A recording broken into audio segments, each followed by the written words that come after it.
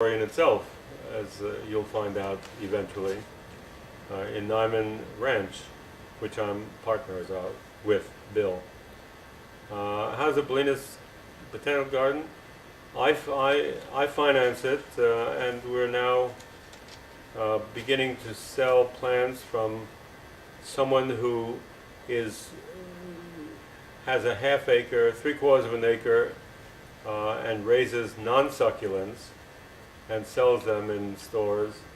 And he is supplying the funds that he gets in exchange for living here and the land in improving what we want improved.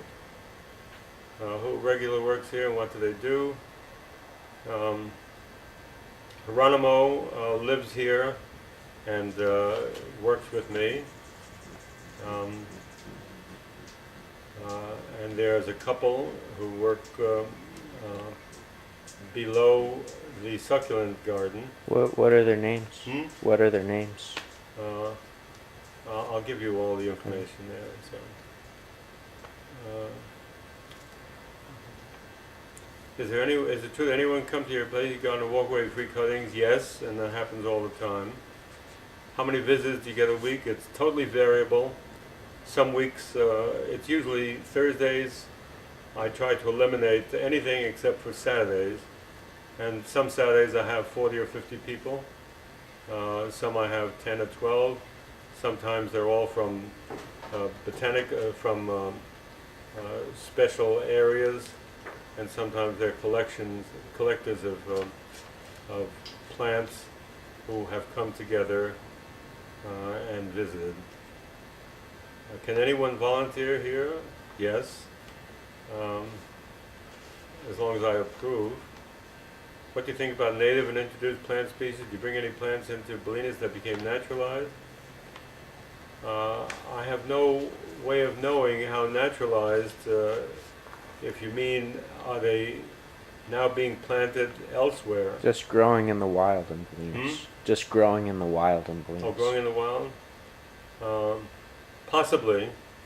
These plants, succulents, are very adaptable, and the weather pattern is changing so dramatically that it's, for example, I have everything set up here for heat, to heat the greenhouses.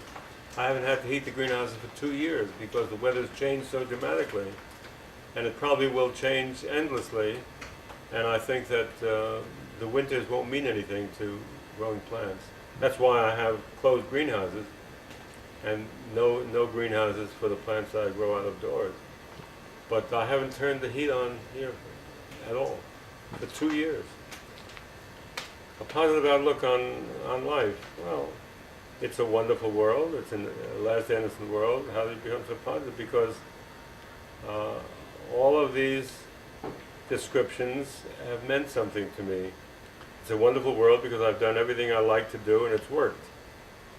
It's the last innocent world. I think it's innocent. I'm not sure it's the last innocent world, but it's a very innocent world. And I'm trying to get people who I know to become as innocent as I. How do you become so positive?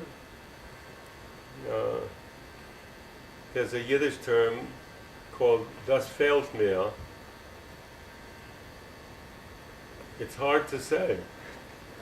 I'm positive because virtually everything I've thought of in my life to date has worked for me. That makes you very positive.